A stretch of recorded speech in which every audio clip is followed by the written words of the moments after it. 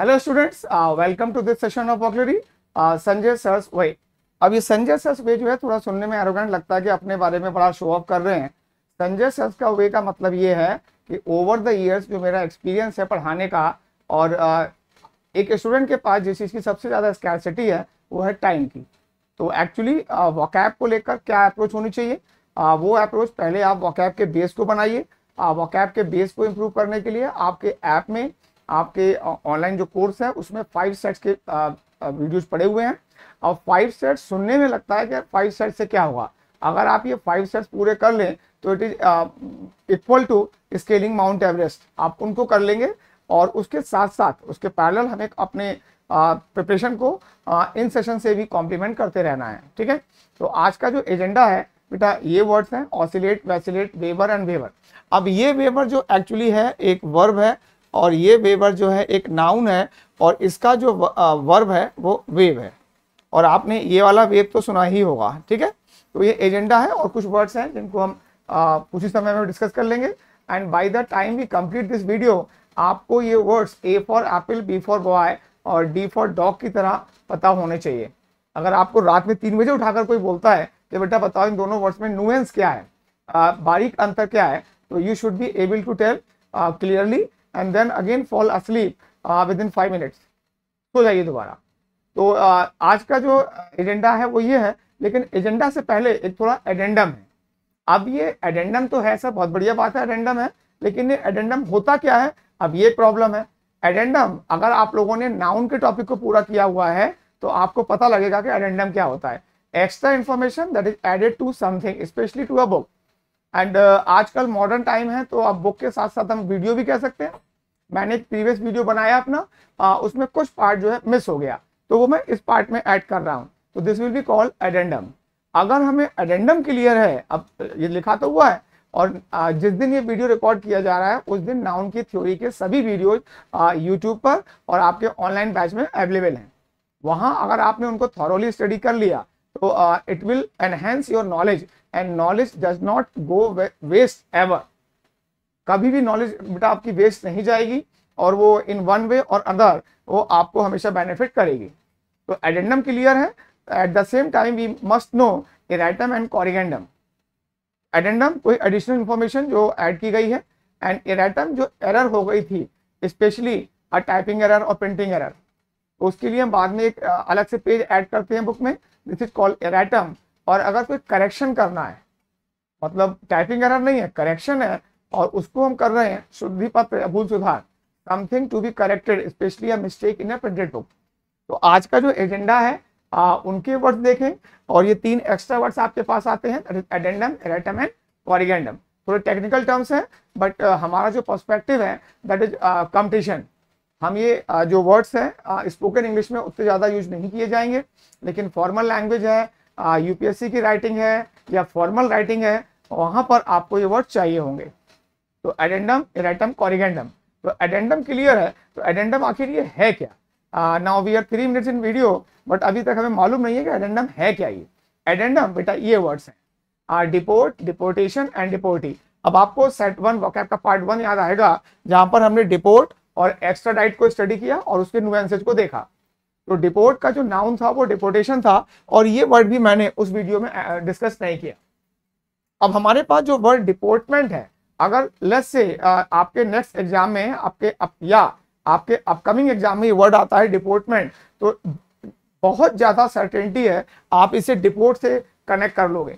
लेकिन इस डिपोर्ट का डिपोर्टमेंट आपने वीडियो में देखा होगा, विंडिकेट, विंडिकेटर, विंडिक्टिव, ये 3 वर्ड्स मैंने डिस्कस किए, and they are not related to one another in the least. किसी तरीके से भी वो रिलेटेड नहीं है। लेकिन अगर मैं 3 वर्ड्स बोलूं, विंडिकेट, विंडिक्टिव एंड विंडिकेटर, वो लगते हैं कि इनका वर्ड रूट जो है सेम है और सेम इनके मीनिंग होने चाहिए, बट दे डू नॉट। तो आखिर क्या चीज है जो मुझे कंपटीशन में और लोगों से अलग करती है, वो है मेरी इन डेप्थ नॉलेज, मेरे कॉन्सेप्ट की क्लैरिटी और मेरा डिसीजन लेने की एबिलिटी। और डिसीजन लेना तभी आपका बेटर होगा जब आपकी नॉलेज और नॉलेज बिल्कुल परफेक्ट है, प्रिसाइज है, एक्यूरेट है एंड टू द पॉइंट है। अब मैं अगर 10 ईयर्स पीछे के पेपर्स की तैयारी कर रहा हूँ तो डेफिनेटली मैं अपकमिंग एग्जाम्स की तैयारी नहीं कर रहा हूँ, मैं तो 10 ईयर्स पीछे चला गया हूँ। तो मुझे करंट ट्रेंड से अपडेट रहना है, करंट पेपर कैसे आ रहे हैं वो पता करते रहना है, और एग्जाम्स कैसे चल रहे हैं वो पता करते रहना है। That is the key to success. तो डिपोर्ट और डिपोर्टमेंट में आपस में कोई रिलेशन नहीं है व्हाटसोएवर। नाउ अब ये वर्ड डिपोर्ट जो कि हम सेट 1 में डिस्कस कर चुके हैं, पार्ट 1, इनफैक्ट पार्ट 1, सेट 1 जो है आपका ऐप में है। अब डिपोर्टेशन, डिपोर्ट का जो प्रोसेस है, the process of deporting somebody is called deportation, and the person जिसको डिपोर्ट किया जा रहा है या जिसको किया जा चुका है, this word was also not included in part 1, ये पार्ट 1 में नहीं था। तो deportee is a person who has been deported, और यहां लिखा हुआ नहीं है, और a person who is being reported, a person who is being deported, who is being, मैंने रिपोर्टेड बोला बट दैट इज डिपोर्टेड। ठीक है, तो ये वाला वर्ड जो है क्योंकि पार्ट 1 से हमारी कुछ अभी यादें जुड़ी हुई होंगी, अभी तक हम अभी पार्ट 3 में ही जा रहे हैं, तो ये तो क्लियर हो गया। अब जो वर्ड आता है हमारा दैट इज डिपोर्टमेंट। अब डिपोर्टमेंट है तो कॉम्पोर्टमेंट भी मैं पढ़ाऊंगा आपको। कॉम्पोर्टमेंट के लिए मेरे पास वर्ब है कॉम्पोर्ट, लेकिन डिपोर्टमेंट का इस वर्ड डिपोर्ट से कोई लेना देना नहीं है, जो मैं टाइम एंड अगेन रिपीट कर रहा हूं। ठीक है, now what deportment actually means and comportment actually mean, तो इनको देखने के लिए किसी व्यक्ति के खड़े होने एवं चलने का तरीका, the way in which a person stands and moves. कल आप किसी शादी में जाइएगा और लोगों के डिपोर्टमेंट को नोटिस करिएगा, डिपोर्टमेंट को नोटिस करिएगा, लोग चल के खड़े कैसे हैं और चल कैसे रहे हैं। सेट्स में जो हमारे सेट्स हैं, जो ऐप में सेट्स हैं, वहां पर मैंने एक वर्ड ऐड किया होगा और वो है गेट। ये गेट फाटक नहीं है आपके घर का, द वे समबडी वॉक्स, किसी के चलने का तरीका। तो डिपोर्टमेंट का जो सिनोनिम है वो आप ये लगा सकते हैं, and that is get, GAIT। तो एक शादी में जाइए, नोटिस करिए कि डिपोर्टमेंट क्या होता है, कैसे कैसे लोगों का डिपोर्टमेंट क्या है। एंड अब आया कंपोर्टमेंट, तो शादी में ही हम ये चेक कर सकते हैं, the way in which somebody behaves. जो लड़की जो है वरमाला के लिए जा रही है, क्या वाकई में इतना पोलाइट है, क्या वाकई में इतना इसका कंट्रोल गेट है, ऐसे ही हमेशा चलती है, कॉलेज जाती है, सब्जी लेने जाती है, तो क्या वाकई में इसका है ये व्यवहार ऐसा है? नहीं, आज क्योंकि थोड़ा सा कुछ सेटिंग्स अलग है, आज का ओकेजन अलग है, तो वहां पर उसका व्यवहार करने का तरीका अलग है। तो व्यवहार करने का तरीका इज कॉल्ड कंपोर्टमेंट, एंड चलने का और खड़े होने का तरीका is called deportment. Gait actually the way somebody walks, somebody moves, चलता कैसे है। तो 7 मिनट्स इन दिस वीडियो आपको डिपोर्टमेंट के बारे में ये पता है कि इसका डिपोर्ट से कोई लेना देना नहीं है, और कंपोर्टमेंट व्यवहार करने का तरीका।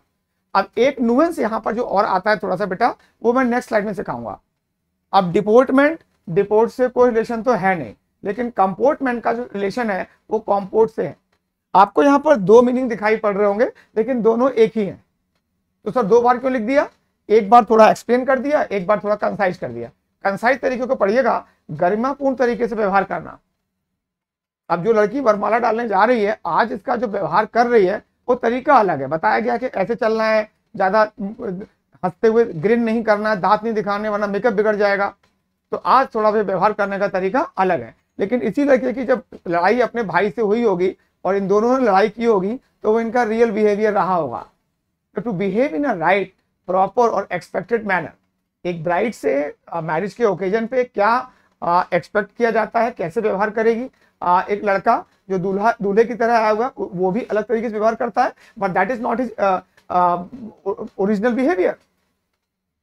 घर पे कैसे लड़ता होगा अपने मम्मी पापा से, वो उसका शायद एक्चुअल होगा। तो समय के हिसाब से सही, अगर आप SSB के लिए जा रहे हैं, आप UPSC का इंटरव्यू दे रहे हैं, तो डेफिनेटली आपको अपने आप को जो कंडक्ट करना है बहुत ही डिग्निफाइड मैनर में, बहुत ही सम्मानित तरीके से, बहुत ही गरिमापूर्ण तरीके से आपको व्यवहार करना है। तो कॉम्पोर्ट, दोनों का मीनिंग एक ही है, और आप इन वर्ड्स को जितना जानेंगे that your knowledge will keep enhancing, बढ़ती जाएगी नॉलेज।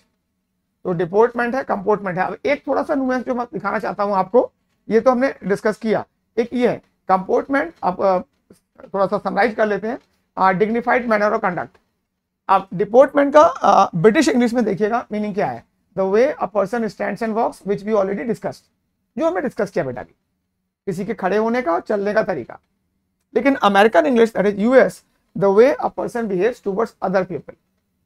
तो एक नॉर्मली जो व्यवहार करने का, अमेरिकन इंग्लिश की बात कर रहा हूँ, नॉर्मल व्यवहार करने का तरीका इज डिपोर्टमेंट, और ये चलने का तरीका तो हमें जानना ही है, ठीक है। और सिचुएशन के हिसाब से व्यवहार करने का तरीका इज कॉल्ड कंपोर्टमेंट, ठीक है। नॉर्मल तरीका जो है व्यवहार करने का वो डिपोर्टमेंट, सिचुएशन को कंसीडर करते हुए व्यवहार करने का तरीका कंपोर्टमेंट। तो अब ये जो वर्ड्स हैं हमें क्लियर हो गए, और इस वीडियो को यहाँ पॉज करिए, अपने आप को समझाइए कि हमें समझ में आ गया है कि इनका डिफरेंस क्या है, and whenever the question arises pertaining to these words, हम लोग उसमें गलती नहीं करेंगे। और अब हम वापस लौट के चलते हैं अपने एजेंडा पे, जो आज का वीडियो का एजेंडा था, that is oscillate, vacillate, waver, and within some time we will become familiar with these words as well. इन वर्ड से भी हम फैमिलियर हो जाना है। चलिए ऑसिलेट पे आते हैं। गांव में ग्रामीण क्षेत्र से ज़्यादा बच्चे आते हैं, शहर से भी आते हैं, और ये धीरे धीरे जो है अब ये जो कला है वो कला क्या, अब जो एक फैसिलिटी अवेलेबल थी वो ख़त्म हो जाएगी, वो है झूलों पे झूलने की। झूले नहीं झूल पाएंगे अब हम लोग, लेकिन झूले झूलते थे तो ऑसिलेट करते थे, किसी वस्तु का दो स्थितियों के बीच में चलते रहना, डोलते रहना। तो झूले में पेंग बढ़ाई होगी आप लोगों में से कई लोगों ने, नहीं बढ़ाई होगी तो अपने पेरेंट्स से पता करिए। I have had this experience a lot, quite a lot in fact. तो दोलन करना, तो कोई चीज जब जितना इधर जाती है उतना ही इधर जाती है तो हम कहेंगे ये ऑसिलेट कर रही है। और जो साइंस बैकग्राउंड के बच्चे हैं, पेंडुलम के कॉन्सेप्ट को पढ़ाया गया होगा, और पेंडुलम क्या करता है बेटा, ऑसिलेट करता है। तो वो टेक्निकल मीनिंग है। अब हम लैंग्वेज में आते हैं। अगर मैं बोलता हूँ रवि ऑसिलेट करता है, रवि बहुत ऑसिलेट करता है, इनफैक्ट पहले मीनिंग को जरा आप एग्जाम्पल को देखिएगा, the needle on the dial oscillated between full and empty. अब कार का जो है पेट्रोल जो है या जो फ्यूल है वो पूरा एग्जॉस्ट हो चुका है, पूरा खत्म हो चुका है, तो थोड़ा सा वो कम कभी फुल पे और कभी एम्प्टी पे जा रही है, मतलब मैल फंक्शन कर रहा है, फिर तो ये इसका जो निडल है। अब आइए रवि के एग्जाम्पल पर। रवि बहुत ऑसिलेट करता है। ऑसिलेट करने का मतलब क्या होगा, कभी सोचता है चला जाता हूं, कभी सोचता है नहीं जाता हूं, फिर चला जाता हूं, फिर नहीं जाता हूं। दैट मीन्स असमंजस में होना, अनिश्चय की स्थिति में होना, निश्चय ना कर पाना। अब आप अपनी रियल लाइफ में देखिएगा, जो पहला मीनिंग ऑसिलेट का है जो थोड़ा टेक्निकल है, वो आप लाइफ में कब यूज करते हैं। You will find almost hardly ever, मुश्किल से कभी। लेकिन ऐसी सिचुएशन में अपने फ्रेंड की शादी में जाऊं ना जाऊं, इस एग्जाम की तैयारी करूं ना करूं, इस क्वेश्चन को आंसर कैलकाटा मार्क करूं ना करूं, तो ये ऑसिलेट करना होता है। और ऑसिलेट का जो सेकंड मीनिंग है वही वैसिलेट है, असमंजस में होना, अनिश्चय की स्थिति में होना, निश्चय ना कर पाना। To be uncertain what to do और to change frequently between two opinions. ये करूं, ये करूं, ये करूं, ये करूं। मम्मी घर पे आज अरहर की दाल बनाती हूँ, नहीं मूंग की बना लेती हूँ, थोड़ी देर बाद फिर अरहर की दाल बना लेती हूँ, फिर मूंग की दाल बना लेती हूँ। तो ये रियल लाइफ में लाइए वर्ड्स को, वोकैब को अगर आप रियल लाइफ से पढ़ेंगे, रियल लाइफ के सिनेरियो से आप इसे कनेक्ट कर देंगे तो वोकैब आपकी है।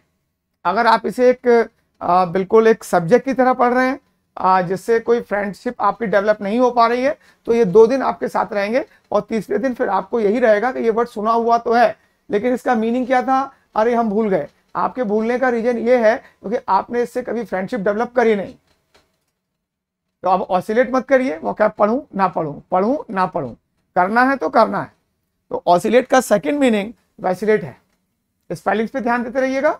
अब अगर वैसिलेट है तो आपके पास वर्ड आता है टू बी इनडिसाइसिव, अनिर्णय की स्थिति में होना, एम्बीवैलेंट, एम्बिगुअस, सेट 1 ऑनलाइन ऐप में हमने लोगों ने डिस्कस किया हुआ।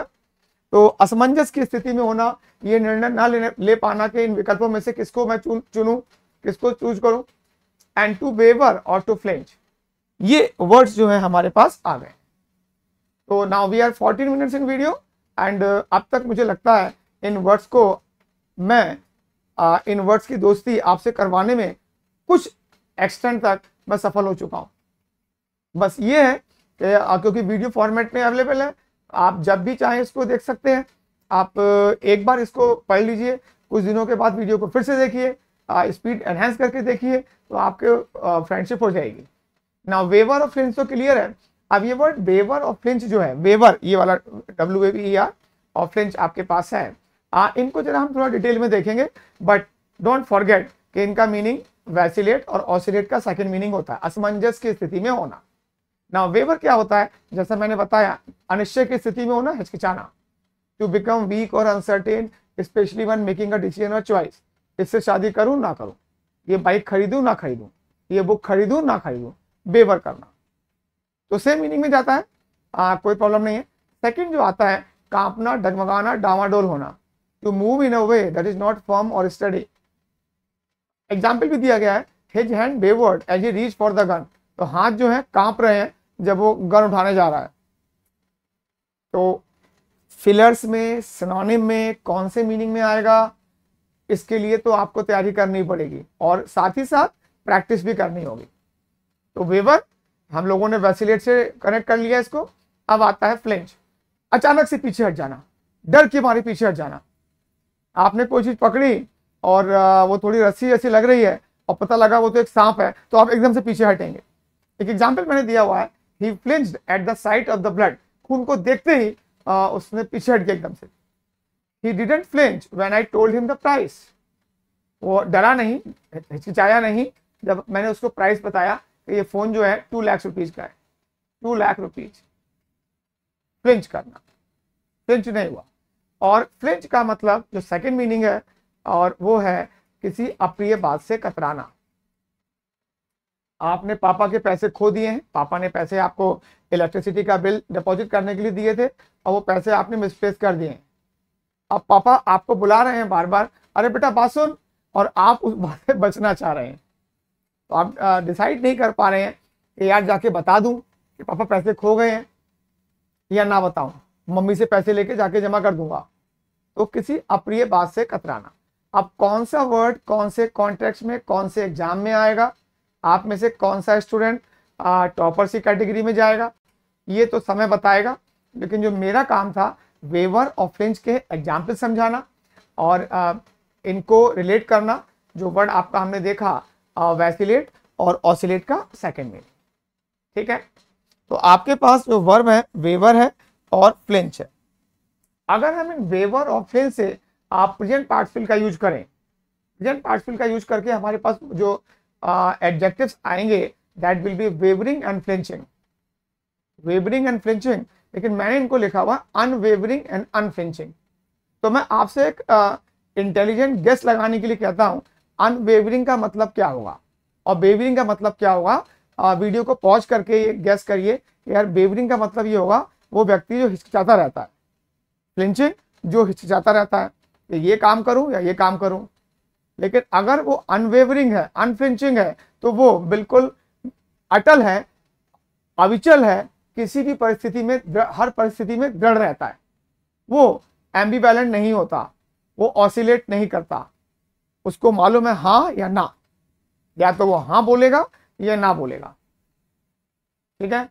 अगर आप अपने पापा से पूछें कि पापा मुझे इतने पैसे दे देंगे आप, तो पापा आपको बिल्कुल, अगर आपकी डिमांड जेन्युइन है तो उनका आंसर होगा अनवेवरिंग। अब इसको चेंज कर लेते हैं। अब आप 40 ईयर्स के हो गए और पापा को पैसे की जरूरत है। अब पापा ने आपसे पैसे मांगे, बेटा 10 लाख रुपए दे दो, यू विल बी वेवरिंग, यार दूंगा, दे दूं तो बीवी डांटेगी, और नहीं दूंगा तो पापा गुस्सा होंगे। तो अब आपकी स्थिति कैसी है, वेवरिंग। लेकिन जब आपने फादर से पैसे मांगे तो फादर थे अनवेवरिंग, अनफ्लिंचिंग। जो काम आपके पेरेंट्स ने आपके लिए किया वो बिल्कुल अनवेवरिंग थे। और आने वाली सिचुएशन बताएगी कि आप वेवरिंग हैं या वेवरिंग होते हैं या अनवेवरिंग होते हैं। मैं तो चाहूंगा कि जो लिखा हुआ है अनवेवरिंग और अनफ्लिंचिंग होना चाहिए। इससे कभी भी कोई एम्बिग्युइटी, कोई भी अनसर्टेनिटी कभी क्रीप इन नहीं होती बेटा, कभी क्रिएट नहीं होती। तो अनवेवरिंग, अनफ्लिंचिंग हर वर्ड आपका है, प्रोवाइडेड आप कोशिश तो करें।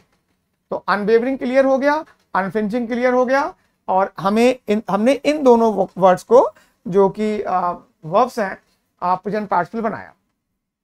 तो अगर अब ये वाला वेवर हमारे पास आ चुका है तो फिर हमें ये वेवर भी देखना पड़ेगा, WAIVER, जैसा मैंने बताया, जो कि एक नाउन है, ठीक है, नाउन है। और आप लोगों ने हर बार जो इलेक्शन आता है इलेक्शन से पहले हर पॉलिटिकल पार्टी का अपना मैनिफेस्टो होता है, एक घोषणा पत्र होता है, मैनिफेस्टो। अब मैनिफेस्टो और मैनिफेस्ट और मैनिफेस्टेशन में क्या डिफरेंस है, ठीक है। इसके लिए मैं एक अलग से वीडियो लाऊंगा, और जो ऑनलाइन के बैच सेट 3 में आई थिंक वहां पे गिवन है। तो manifesto, manifest, manifestation, franchisee, disenfranchisee, patent, copyright, इनमें डिफरेंस क्या होते हैं, इसके लिए एक अलग से वीडियो बना दूंगा मैं आप। तो जब भी एक इलेक्शन आता है तो इलेक्शन से पहले हर पार्टी का एक मैनिफेस्टो आता है, और मैनिफेस्टो का एक जो प्रोमिनेंट फीचर होता है वो होता है लोन वेवर स्कीम, कर्ज माफी योजना। अब ये वेवर क्या होता है, इसको जानने के लिए हमें इसकी वर्ब WAIVE में जाना पड़ेगा। अब आपके पास एक वर्ड वेव, तरंग तो आप लोगों ने काफी अच्छी तरीके से जान लिया होगा, तो इसको मैंने यहाँ पर ऐड किया नहीं है, क्योंकि जो हम जानते हैं वो जानते हैं। मैं ये एक्सपेक्ट करके चलता हूँ कि कोई भी स्टूडेंट जिसने आज से पहले वोकैब नहीं पढ़ी है, अगर वो ये वीडियो देखे तो उसको ये ना हो कि हमारी पहले से वोकैब अच्छी नहीं है तो हम कर नहीं पाएंगे। बिल्कुल कर पाएंगे। अगर आप सोच लेंगे कि नहीं कर पाएंगे तो आप कभी भी नहीं कर पाएंगे। आप 2 साल वोकैब पढ़ लीजिए, कभी नहीं हो पाएगा। फिर अनवेवरिंग डेडिकेशन होना चाहिए ना। वेव करना क्या होता है, किसी बात पर दावा या अधिकार छोड़ देना, किसी नियम के पालन पर जोर ना देना। मैंने जैसे पढ़ा आपको भी कुछ समझ में आएगा नहीं, मुझे भी कुछ समझ में आया नहीं।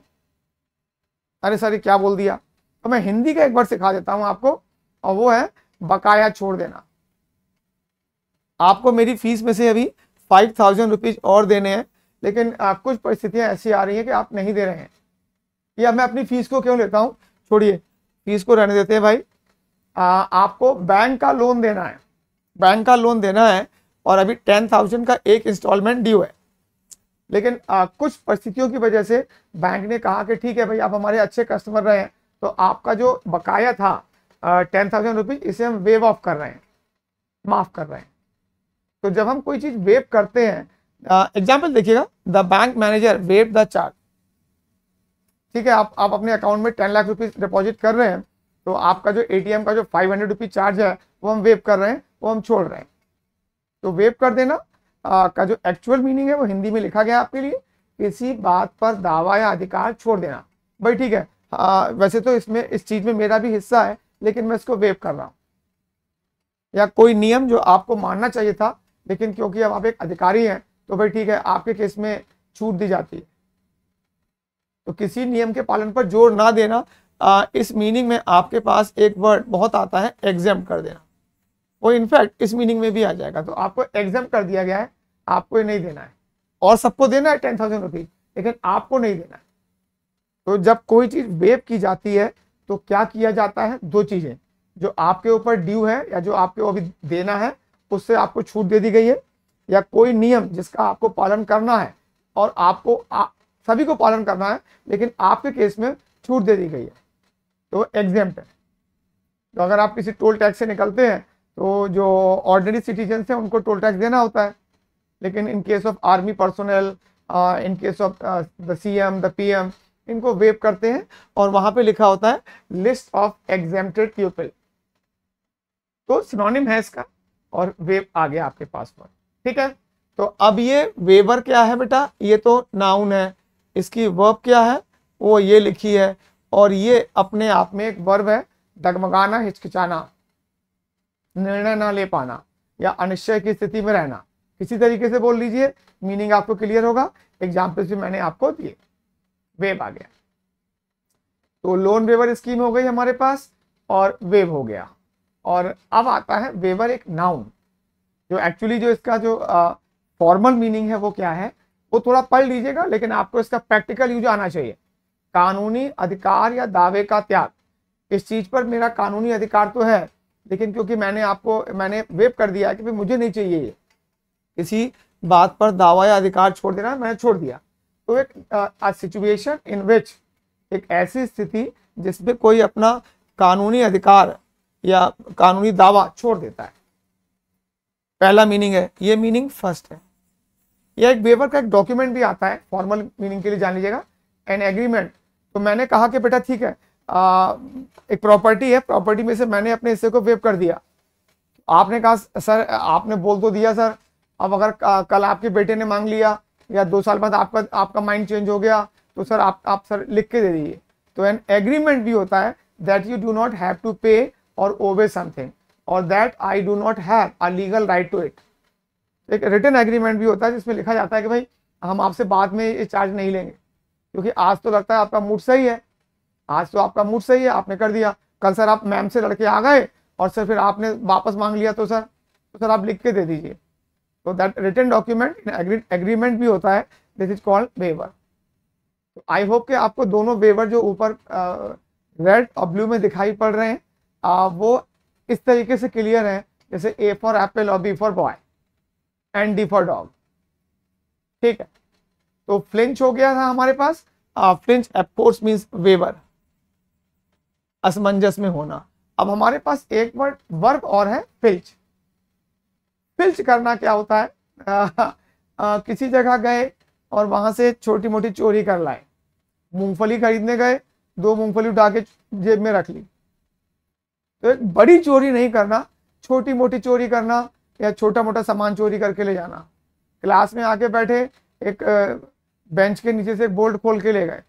अगर बड़ी चोरी करनी थी तो एसी निकाल के ले जाते, या कुछ जो बड़ी चीज है जिसकी कुछ वैल्यू भी है मार्केट में वो ले जाते। तो हमारे पास 3 वर्ड्स हैं, फिल्च, पिल्फर एंड परलॉइन। पिल्फर आपके आज की डेट में जब मैं वीडियो बना रहा हूं तो एसएससी सीजीएल के केस में कई बार ये वर्ड 1 वर्ड सब्स्टिट्यूशन में आ चुका है। और पिल्फर का जो नाउन फॉर्म है ये कई बार आ चुका है, and that is called pilferage. To steal सब, अब ये तो नाउन है, पिल्फरेज तो एक नाउन है बेटा ये। और pilfer, filch and purloin, to steal something in small quantity, छोटी छोटी चोरी करके ले आए, और ऑफ लिटिल वैल्यू, 2 रुपए की चीज, 10 पैसे, 50 पैसे की चीज चोरी करके ले आए। आदत होती है कई लोगों की, ठीक है। तो आप पिल्फर, फिल्च और परलॉइन, छोटी मोटी चोरी करना या फिर छोटी मात्रा में चोरी कर लेना। पिल्फर है, फिल्च है, परलॉइन है। तो आपको फ्लिंच दैट मीन्स असमंजस में होना, और फिल्च छोटी मोटी चोरी करना, क्लियर है, ठीक। और करेंगे तो नहीं आप, क्योंकि आप समय के हिसाब से सीखेंगे। किसी अनुभवी व्यक्ति की जो गाइडेंस है उसको हम फॉलो करते नहीं। मैं आपको सजेस्ट करूंगा कि वीडियो को पॉज करके 5 मिनट में या 2 मिनट में ये सब अपने आप लिखिए। अपने हाथ से बनाए गए नोट्स की वैल्यू किसी भी टीचर के द्वारा दी गई या किसी भी कोचिंग के द्वारा दी गई पीडीएफ से 100 टाइम्स बेटर होते हैं।